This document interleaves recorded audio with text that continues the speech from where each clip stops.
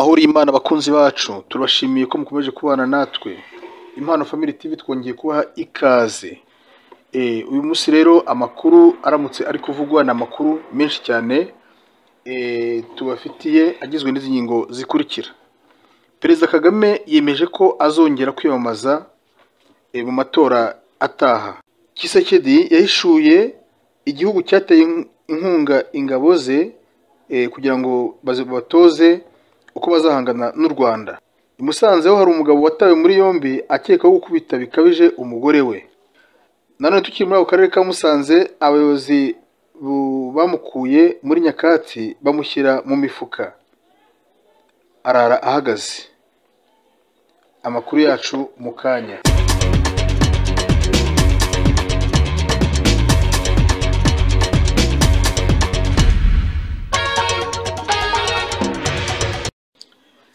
Amahoro y'Imana abakunzi bacu, turabashimiye ko mukomeje kubana natwe. Impano Family TV twongeye kubaha ikaze. Inkuru yakomeje kuba kimomo mu bitangazamakuru bitandukanye haba mu Rwanda ndetse no mu mahanga ni yuko Perezida Kagame yemeje ko azongera kwiyamamaza mu matora ataha. Ibi rero Perezida Kagame yabitangaje avuga ko yishimiye cyane icyizere Abanyarwanda bakomeje kumugirira ndetse ko azabakorera uko ashoboye kose. Ashimangira kandi ko ari umukandida mu matora ataha y'umukuru w'igihugu.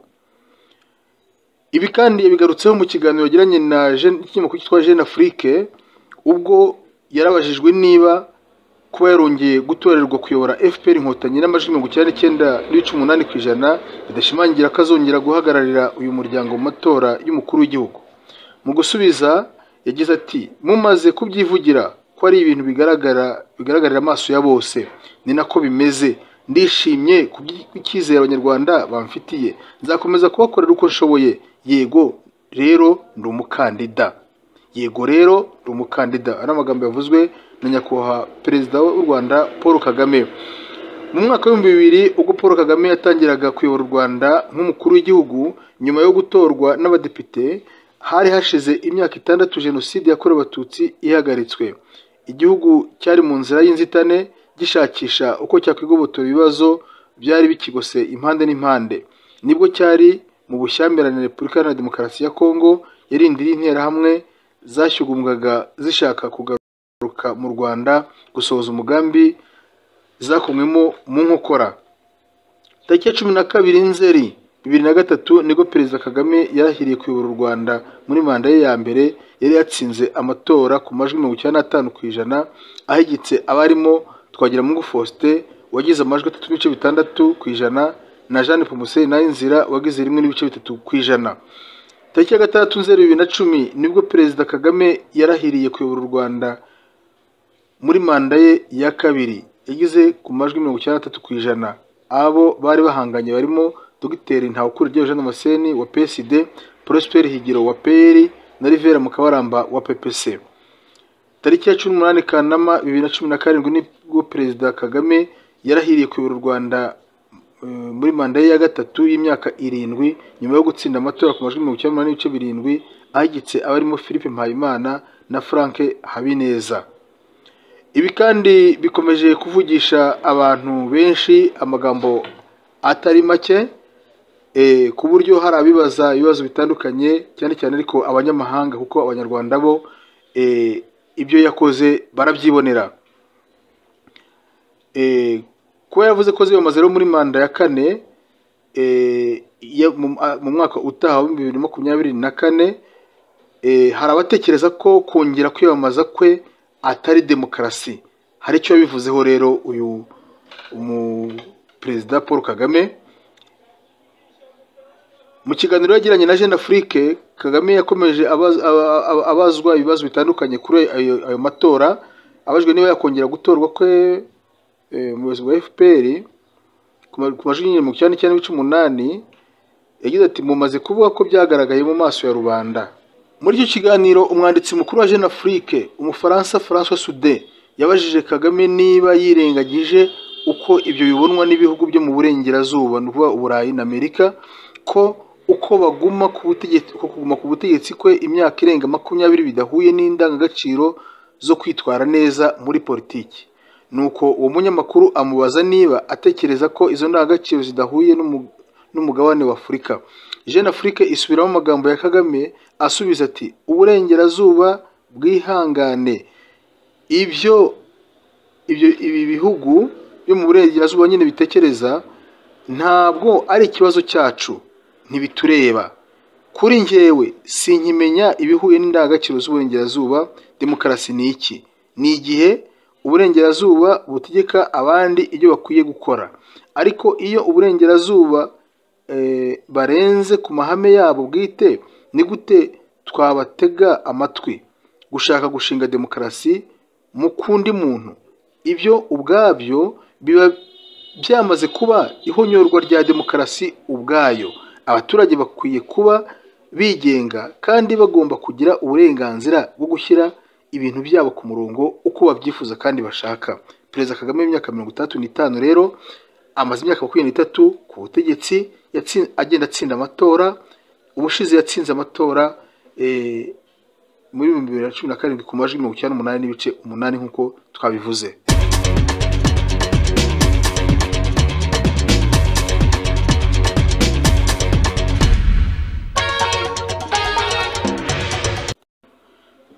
Perezida Tshisekedi wa Repubulika Iharanira Demokarasi ya Kongo yahishuye igihugu cyatoje ingabo ze uko bazahangana n'u Rwanda cyangwa uko bahangana n'u Rwanda. Perezida Antoine Tshisekedi rero mu kiganiro n'abanyamakuru i New York ku wa kabiri, ni ukuvuga ejo hashize, yabwiye abanyamakuru ko ku bufasha bwa Emira Zunze Ubumwe z'Abarabu igihugu cye ubu cyubatse ubushobozi bukomeye bwa gisirikare. Ati niba intambara y'ubushotoranyi bw'u Rwanda itarakomeje ngo igere i Goma, nuko muri Werurwe ingabo zacu zasubije bikomeye abaduteye, bigatuma tubitekerezaho gato. Ni ukubera ubwo bufatanye na Emira Arabes Unis. Imirwano hagati ya M23 n'ingabo za leta ya Kongo yari satiriye Goma icyo gihe yahagaze nyuma y'uko impande zombi zemeye kubahiriza agahenge bisabwe n'abahuza barimo Angola hamwe n'umuryango wa Afurika, hamwe n'umuryango w'ibihugu bya Afurika y'Iburasirazuba woherejeyo ingabo. Perezida Kagame yabwiye Jeune Afrique ko atungurwa no kuba icyo kibazo cyonyine cyabashije gutanga agahenge, ariko abategetsi ba Kongo bakaba bashaka guhagarika ko ingabo z'akarere zihaba. Perezida Tshisekedi rero yavuze ko M23 ari itsinda ry'abagizi ba nabi ryishoye mu bikorwa by'ubugizi bwa nabi rizanywe na Paul Kagame, perezida w'u Rwanda. Yongeraho ati niyo mpamvu tutazigera tuganira nabo cyangwa ngo tujye mu biganiro ibyo ari byo byose nabo. Yakomeje agira ati niyo mpamvu twakomeje imbaraga zacu za gisirikare, kandi uyu munsi navuga ko dushoboye guhangana n'ubushotoranyi ubwo ari bwo bwose buvuye muri icyo gihugu cy'u Rwanda. Rero ntituzafunga amaboko, tuzakomeza kurengera igihugu cyacu, kandi nta buryo nkuyemo na bumwe mu kurengera igihugu no kurinda amahoro muri Kongo. Perezida Kagame we yavuze ko ikibazo cya M23 kidakwiye kubaza u Rwanda kuko abo ari abaturage ba Repubulika Iharanira Demokarasi ya Kongo. Avuga ko inzira ya politiki muri icyo kibazo Repubulika Iharanira Demokarasi ya Kongo idakwiye gukomeza kuyanga. Mu ntara Kivu ya ruguru rero hagati ya M23 n'ingabo za leta ya Kongo hari agahenge kuva muri Werurwe uyu mwaka. Gusa abarwanyi ba M23 bavuye mu duce bari barafashe bavuze ko batazashyira intwaro hasi igihe leta itemeye kuganira nabo, nayo ivuga ko nta na rimwe izaganira nabo. Hagati yabo rero hari ingabo z'ibihugu by'umuryango wa Afurika y'Iburasirazuba zavuye mu Burundi, Kenya, Uganda na Sudani y'Epfo, ariko hajya humvikana imirwano ya hato na hato hagati ya M23 n'imitwe yindi yitwaje intwaro muri Kivu ya ruguru. Abasesenguzi bamwe bavuga ko mu gihe nta muti urambye ubonetse muri iki kibazo, iki ari igihe cy'agahenge gusa, ko imirwano ishobora kongera kubura igihe icyo ari cyo cyose.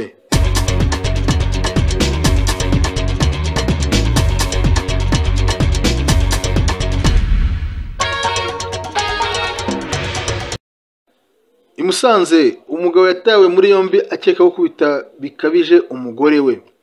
Umugabo wo mu kagari ka Kibuguzo, umurenge wa Shingiro, mu karere ka Musanze nyuma yo kubita umugore we akamugira intere, yihutiye kujya kwa muganga aho yari yamaze kugezwa ngo amurwaze. Mu kutamushyira amakenga bakeka ko waba ari umugambi yacuze wo kuhamuhurira, abaturage batanga amakuru atabwa muri yombi.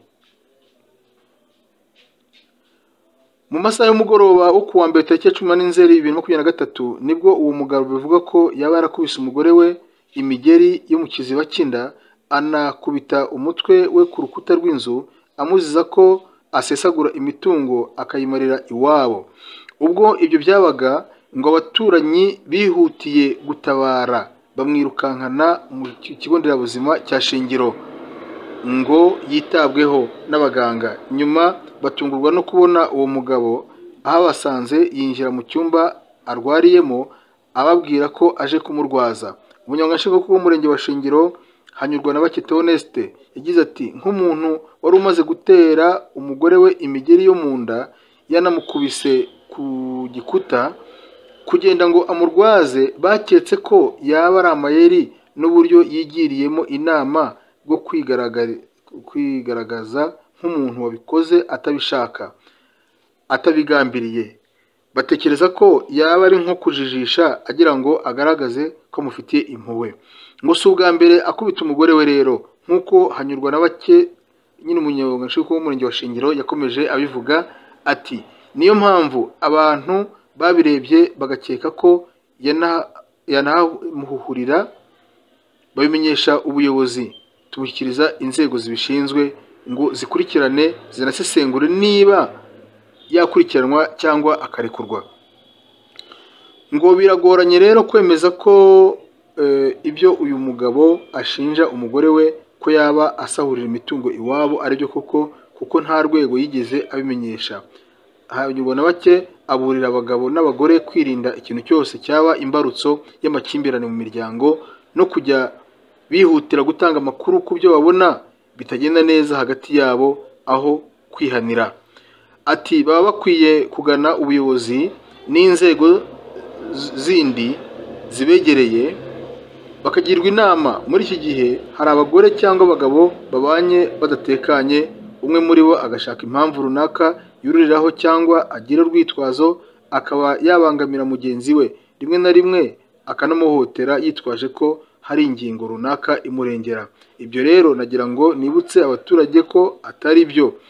Ati bakwiye kujya bagisha inama inzego zibegereye mu gihe babona ko hari ibitagenda neza hagati yabo, byaba na ngombwa bakiyambaza amategeko kuko ateganya uburyo bwose bushobora kubafasha gukemura ibibazo hagati yabo amazi atararenga inkombe. Mu zindi nama agira abaturage zirimo no kutishora mu gushakana bataruzuza igihe cyemewe n'amategeko, uhereye ku kuntu uyu mugore ku myaka 19 afite akiri munsi yiteganywa n'amategeko.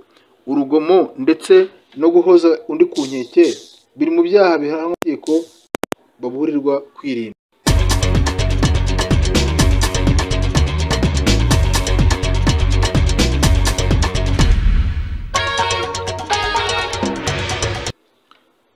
Mu karere ka Musanze kandi umuturage abayobozi bamukuye muri nyakatsi bamushyira mu mifuka, ubu akaba arara ahagaze. Ni umugore muri kubona ku mafoto ari muri iyi nkuru yacu. Bamwe mu baturage bo mu karere ka Musanze bo mu murenge wa Musanze mu kagari ka Kabazungu baratabariza umubyeyi witwa Elizabeth Nikuze ariwe muri kureba, ufite n'abana bagiye kumara imyaka 13 barara hanze, bakifuza ko leta yamutabara ikamufasha. Ibi babitangarije umunyamakuru Mama Urwagabo ubwo yageraga mu murenge wa Musanze, aho yasanze uyu mubyeyi yigunze mu kintu gisa n'inzu, maze ababwira ko yaje kuhatuzwa n'ubuyobozi. Uyu rero n'umubyeyi w'abana n'abana be batujwe n'ubuyobozi mu batuye mu mudugudu wa Bihinga, bavanywe muri nyakatsi aho bashyirwa mu kidatandukanye na nyakatsi. Uyu mubyeyi yabwiye ikinyamakuru Mama Urwagasabo ko akomeje kugira impungenge ko ibisimba bizaza kumurya we n'abana, dore ko ngo umugabo babyaranye yamutaye akigira mu gihugu cya Uganda. Nikuze Elizabeth yagize ati turara hano mudusanze, hano ni leta yari yahanzanye inkuye muri nyakatsi kuko babonaga ntishoboye. Iyo imvura iguye iratunyagira, imibereho ntayo. Ubuyobozi buzi neza iki kibazo, ahubwo bajya bambwira ngo barayinyubakiye ndayisenya, kandi ntabwo ari byo. Ndifuza ko banyubakira nkabona aho abana banjye bakiga umusaya. Asobanura ko ubuyobozi bwagabanyije abo bwishyurira mituweli bamushyira muri VUP kugira ngo abone uko ayishyurira, ariko bigejeje aho ubuzima bwe n'abana be burara. Yakomeje agira ati nkora muri VUP nkajya guca inshuro kugira ngo abana banjye bakunde babeho, ariko namwe murebye ubu buzima turimo buragoye. Iyo ntagiye gushakisha turaburara, cyangwa abaturanyi bagagurira aba bana tukabaho gutyo gutyo. Ku ruhande rw'abaturanyi b'uyu muryango bemeza ko imibereho ye imeze nabi cyane, ko ngo iyo imvura iguye baba babasengera abo bana nyine kugira ngo umuyaga ndetse n'inyamaswa zabasanga muri iki kintu gisa n'inzu zikabarya. Iradukunda Jacqueline ni umuturanyi wa Nikuze yagize ati ubuzima babayemo ni bubi cyane. Iyo imvura iguye baranyagirwa, umuyaga ukarara ubica. Leta ikwiye kumufasha kuko dufite impungenge ko imbwa zizaza kubarya. Abayobozi baraza bagafotora tukagira ngo hari icyo bagiye kumufasha, ariko tugaheba. Mudukorere ubuvugizi byibuze barebe uko bamuhengeka, abayeho nabi cyane.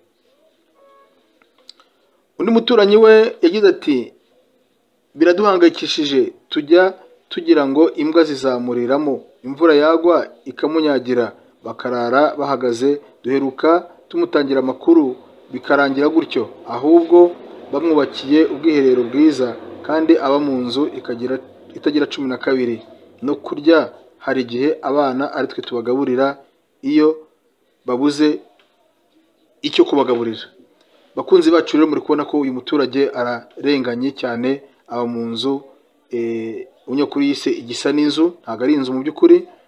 Wagira ubufasha mu bakunzi bacu nawe yazagira icyo yamufasha, ariko abayobozi nibo babifite mu nshingano bagira icyo bamukorera, kuko n'ubundi nibo bamubakiye iki gisa n'inzu. Bakunzi bacu rero murakoze cyane, mukomeze mugire ibihe byiza, mukomeze mudukunde, mudukorere subscribe cyane ku batarayikora, ndetse abandi mudukorere share, mudukorere like kugira ngo mukomeze mutere iyo nkunga. Murakoze, Imana ibimigisha.